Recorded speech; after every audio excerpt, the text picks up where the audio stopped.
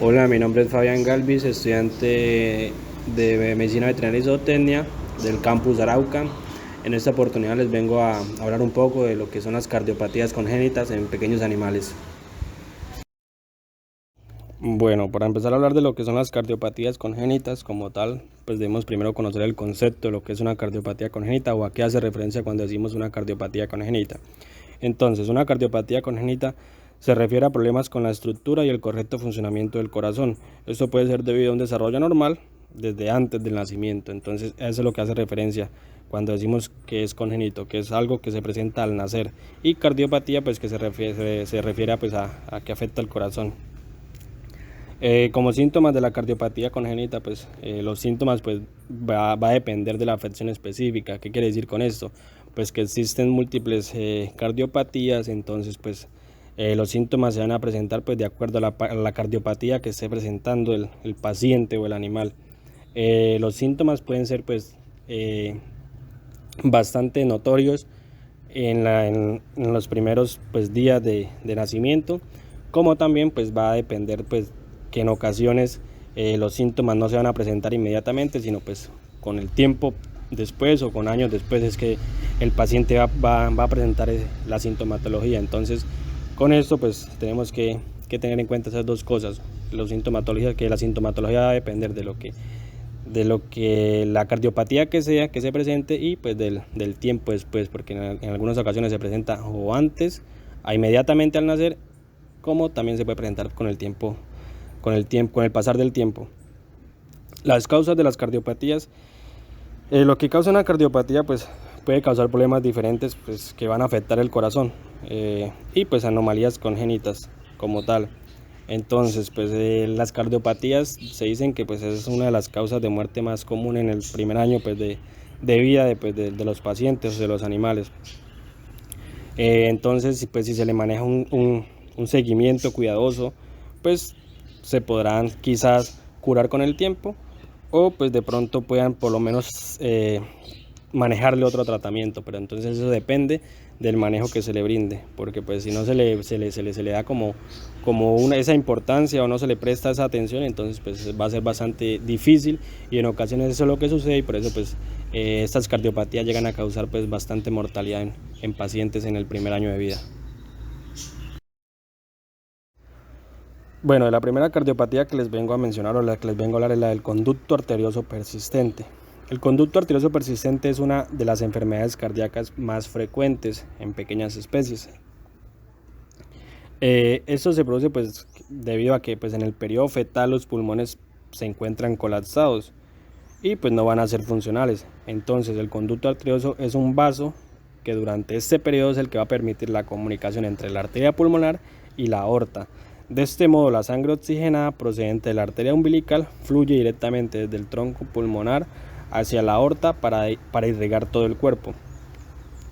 En el momento del nacimiento, cuando el cachorro empieza a respirar, los pulmones se van a expandir, permitiendo pues la oxigenación, y ya pues en este caso el conducto se debería cerrar o el conducto se tiene que cerrar. Entonces aquí es donde aparece la afección. ¿Por qué? Porque en algunos casos el cierre no se produce y la sangre pues se va a desviar desde la aorta hacia la arteria pulmonar de forma continua.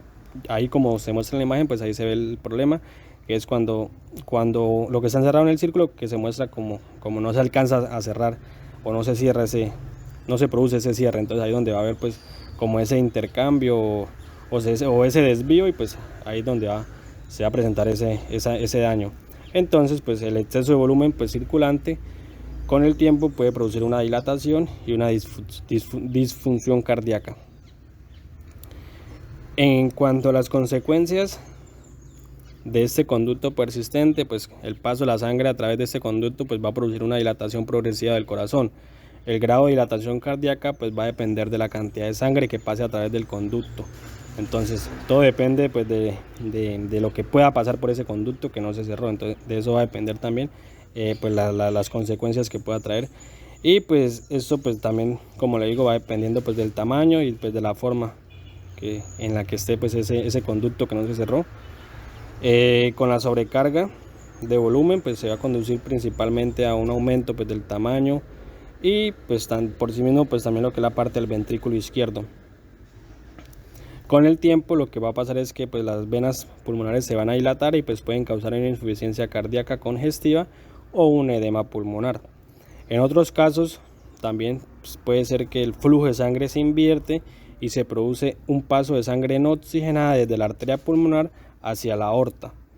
Y pues este tipo de comunicación va a producir lo que es una hipoxemia generalizada. ¿Qué animales afecta esta enfermedad? Pues este conducto arterioso persistente va a afectar, pues, primero que todo, se diagnostica en edades muy tempranas, como lo decía al comienzo, pero en algunos casos puede ser defecto y se puede identificar en edades adultas, como también lo mencioné. Se ha observado, según lo que se menciona, lo que se habla, pues dice que se puede presentar en mayor predisposición en algunas razas, o tener como un tipo de prevalencia en algunas razas, o debido a que puede ser un componente genético también de esta enfermedad. Esta enfermedad puede ser o puede estar más presente o más frecuente en razas como lo son el pastor alemán, el caniche y el Yorkshire Terrier. Eso es como las razas que están más predisponentes a presentar este tipo de cardiopatía. Los síntomas más frecuentes de esta enfermedad, pues en las fases iniciales los pacientes pueden ser asintomáticos o puede presentar una leve intolerancia al ejercicio, es como uno de los síntomas que se puede presentar. Y ya cuando la enfermedad está demasiado avanzada, entonces pues puede observar una dificultad respiratoria. Bueno, por otro lado, pues les vengo a hablar de lo que es otra de las cardiopatías, que es la estenosis pulmonar. La estenosis pulmonar pues es una malformación congénita también que se presenta, como lo decía, en el nacimiento, que va a afectar la válvula pulmonar que se encuentra entre el ventrículo derecho y la arteria pulmonar. En esta patología la sangre pues pasa por la válvula pulmonar y el tronco pulmonar con mucha mayor velocidad de la que debería, y pues el ventrículo derecho debe hacer una fuerza mayor o más de lo normal para conseguir que la sangre pase por esta zona. Según la literatura pues encontramos dos tipos de estenosis pulmonar. La tipo A, que es aquella en que la válvula pulmonar no se ha formado correctamente y pues las válvulas se fusionan y no dejan pasar la sangre correctamente. Ahí en la imagen podemos ver cómo hay como ese fusionamiento en el cual se prácticamente trata de ver como un cierre de esa válvula. Y ya en cuanto a lo que es la tipo B, es aquella pues en que la propia arteria pulmonar tiene un diámetro más pequeño de lo normal y pues en ambas el ventrículo derecho acaba desarrollando una hipertrofia. O sea, en esta cardiopatía en lo que nos enfatiza es como ese cierre de ese conducto, ese cierre de esa válvula, ya sea por una hipertrofia o por un fusionamiento que se presenta. Entonces pues se debe vencer lo que es la resistencia que opone esta válvula, que es en la tipo A, o en el tronco pulmonar, que es en la tipo B.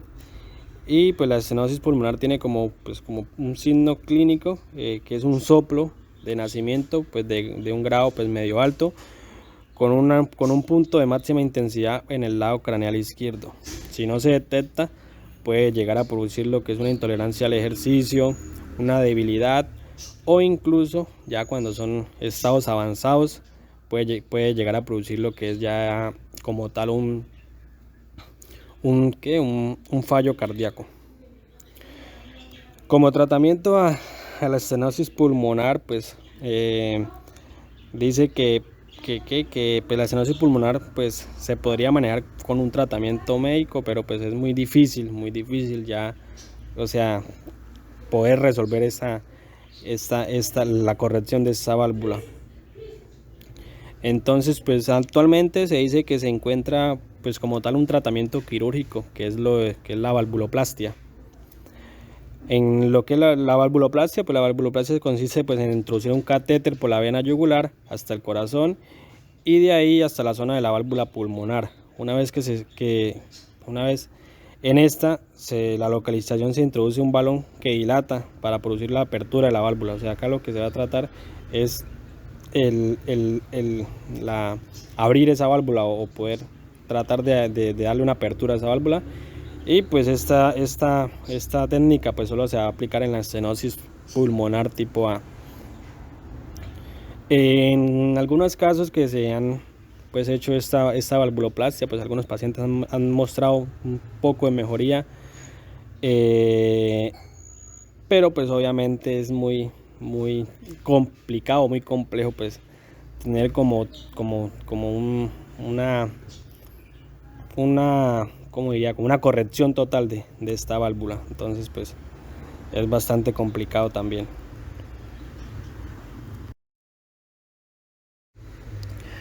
Como otras de las cardiopatías que les vengo a mencionar, tenemos lo que es la cardiopatía, la estenosis subaórtica.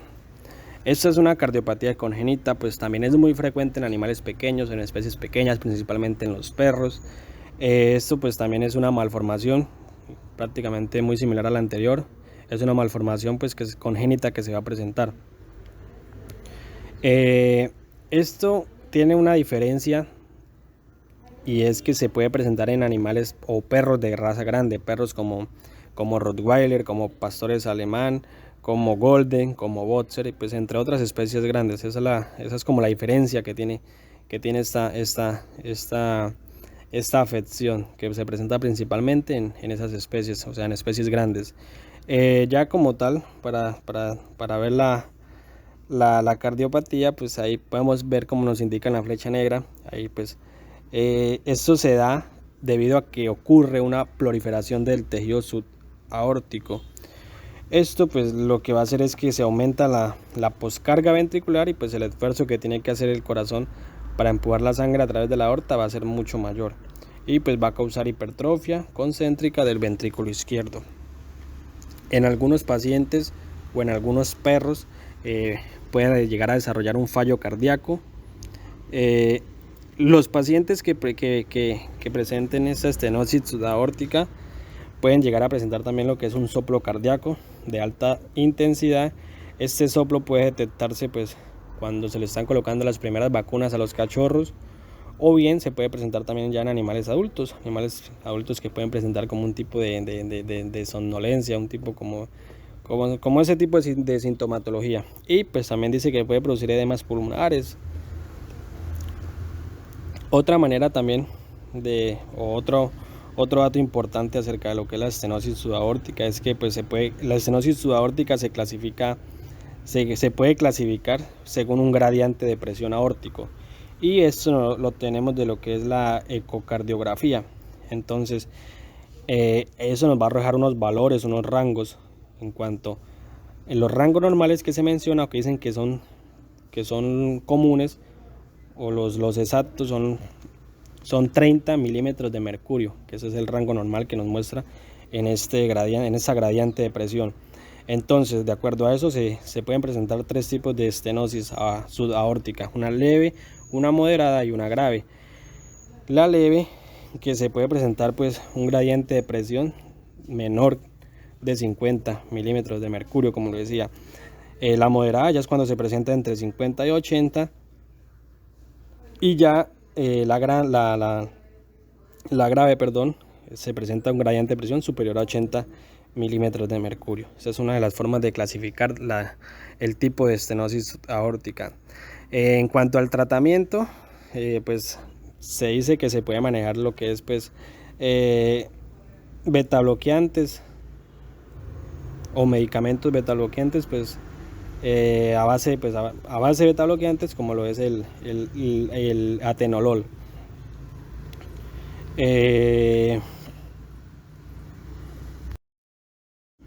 Bueno, como otra cardiopatía de las que les vengo a mencionar, tenemos lo que es el defecto del septo interventricular. Esto es una cardiopatía muy frecuente también en pequeñas especies. Esta en especial se caracteriza pues porque hay una presencia de una comunicación entre los dos ventrículos, y pues se va a presentar pues un determinado paso de sangre entre las dos cámaras. La cantidad de sangre que se desvía a través del defecto pues depende, por un lado, del diámetro del defecto y pues del gradiente de presión entre los dos ventrículos. Normalmente los defectos del septo interventricular presentan flujos de izquierda a derecha. Esto pues es debido a la diferencia de presión entre los dos ventrículos, ya que un ventrículo tiene una presión de 120 milímetros de mercurio y el izquierdo es de 120 y el derecho es de 20. Desde el punto de vista anatómico, pues los defectos se pueden clasificar según la localización del septo interventricular. Pueden ser perimembranosos, musculares o supracristales. Y pues ya clínicamente pues podemos hablar de lo que son dos grupos, los restrictivos y los no restrictivos. En cuanto a los restrictivos, pues son de pequeñas dimensiones y pues pueden o causan resistencia al pasaje de la sangre, generando soplos de intensidad sistólicos. Y en cuanto ya los no restrictivos, se dicen que son pues de grandes dimensiones y el flujo a través de ellos es laminar y pues no va a generar ni turbulencia ni soplos. En especial este que no es restrictivo, pues como lo decía, es de grandes dimensiones, puede ser poco diagnosticados probablemente pues por la alta mortalidad que se presenta en los primeros días de vida. También pueden ser, pues, una manera de diagnosticarlos, pues puede ser que presentan un flujo de baja velocidad, muchas veces es bidireccional, puede ir o de derecha a izquierda, ya que pues es lo que más se presenta o lo más común, o también pues de izquierda a derecha. Dice que pues puede ser puede presentarse pues de esas dos maneras, y en llegadas ocasiones pues puede producir o desarrollar lo que es el síndrome de Eisenmenger, que pues que puede producir también una hipertensión pulmonar precapilar. Y pues ya como un tratamiento de este defecto, dice que pues nos podemos basar pues en lo que es el control de la insuficiencia cardíaca izquierda o derecha, y pues en el manejo de la hipertensión pulmonar con o sin policitemia.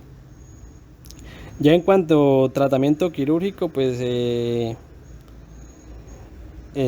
dependiendo también el paciente o las características de las características que se permitan pues colocar implantes percutáneos, pero eso pues ya es pues como muy característico, pues ya dependiendo del paciente que presente este tipo de afección. Y pues ya como tal es eso.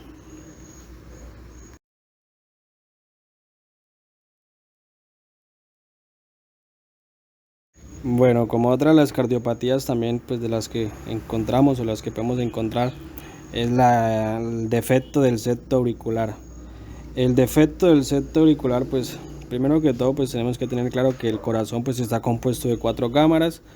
Una cámara que es la aurícula derecha, otra cámara que es el ventrículo derecho, la aurícula izquierda y el ventrículo izquierdo. Entonces pues en este caso pues como mismo se indica, pues entonces acá el defecto que ocurre es que pues se presenta un tabique auricular que se le va a presentar como un agujero muscular. Entonces por lo general ese tabique auricular debería separar esas dos cámaras, tanto la aurícula derecha y la aurícula izquierda. Entonces ahí es donde se va a producir ese defecto, que pues va a ocurrir como un agujero, que se le denomina también como agujero en el corazón, pero pues no como tal, no va a ser un agujero, porque pues no va a permitir no va a causar pérdida de sangre pues fuera del corazón, sino que pues simplemente pues es una abertura de 2 regiones dentro del corazón que pues normalmente deberían estar separadas entre sí. Y pues el resultado de este defecto es que pues al estar este agujero pues lo que va a permitir es que haya una recirculación innecesaria de sangre dentro del corazón.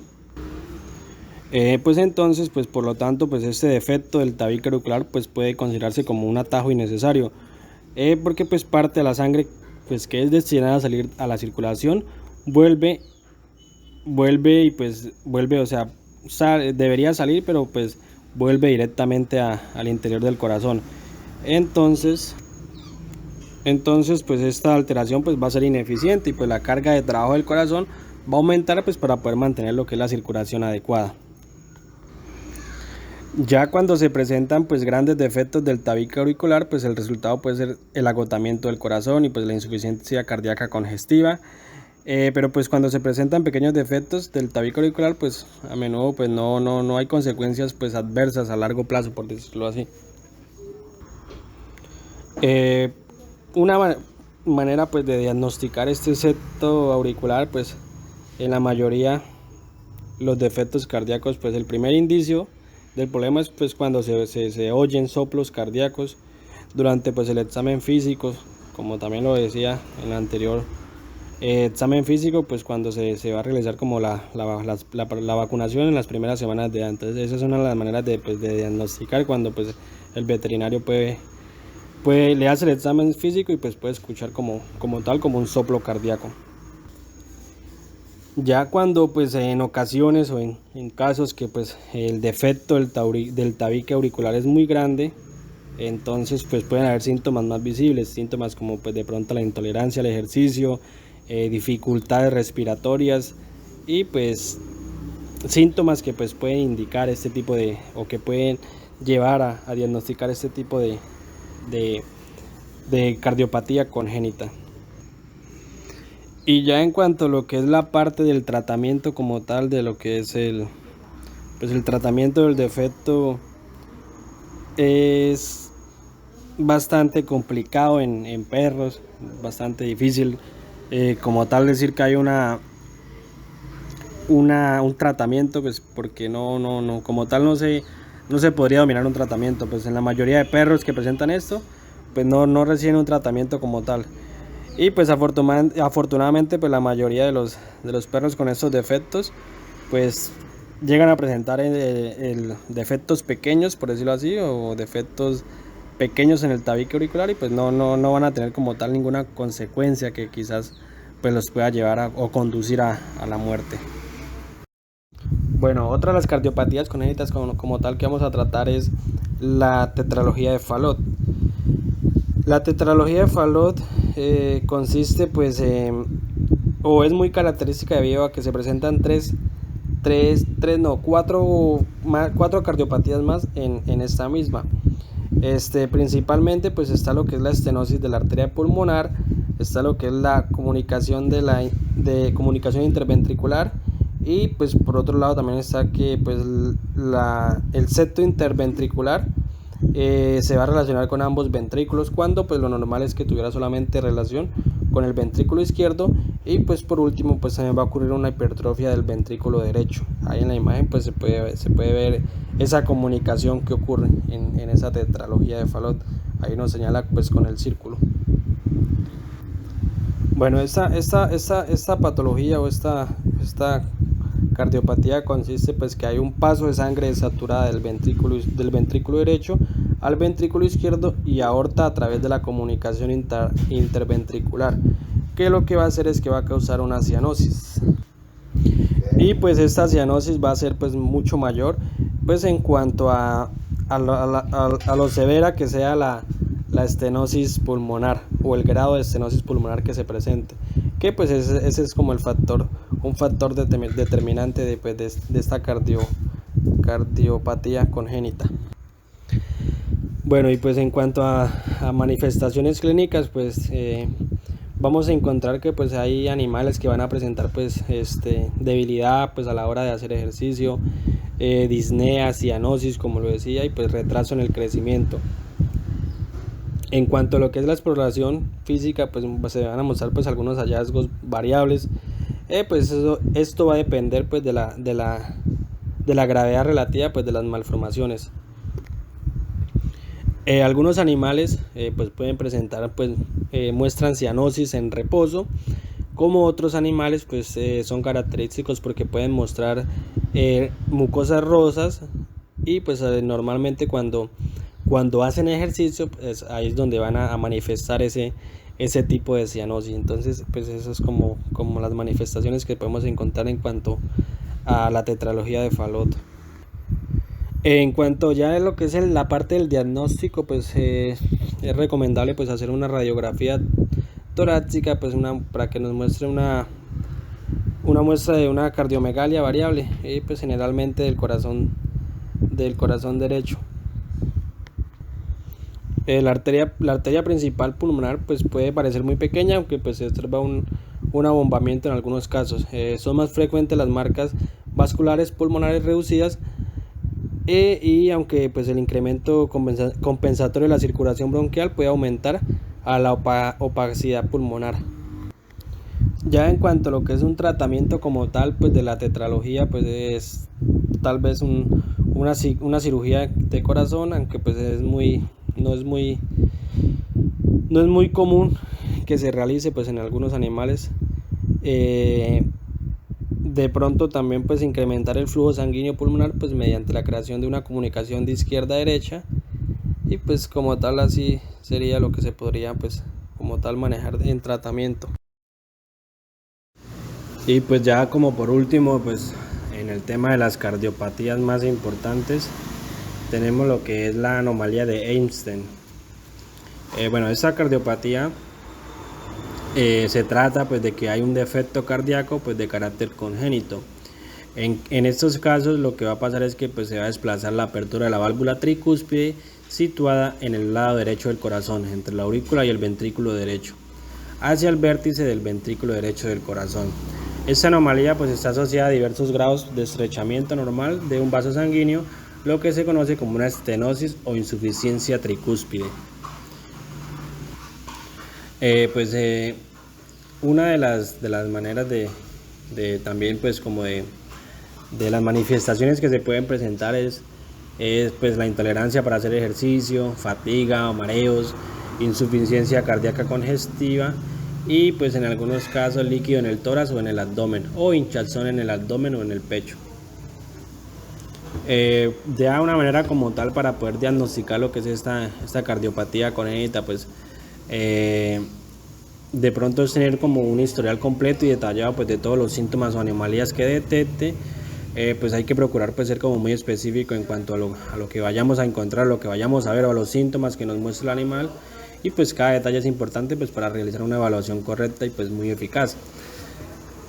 Por otra parte pues también es bueno realizar pues un análisis exhaustivo pues a lo que pues de pronto al animal, pues análisis bioquímico de orina o hemograma completo, realizar también pues radiografías del pecho pues o radiografías torácicas, buscando pues que efectivamente la aurícula y el ventrículo derecho pues estén ampliados. Mediante un ecocardiograma pues se mostrará una imagen en ultrasonidos del movimiento del corazón y las estructuras que lo rodean. Pues ya para el diagnóstico definitivo pues es bueno pues realizar un electrocardiograma y pues que pueda medir la presión sobre el corazón, y pues así como pues poder tener un diagnóstico ya como tal. En cuanto a los tratamientos, pues en algunos casos pues es recomendable la cirugía pues para poder reemplazar lo que es la válvula tricúspide, y pues ya eso se determina pues si se puede, si es una opción o si no se puede, o pues de pronto tratamientos sí, pues si la insuficiencia pues es bastante notoria.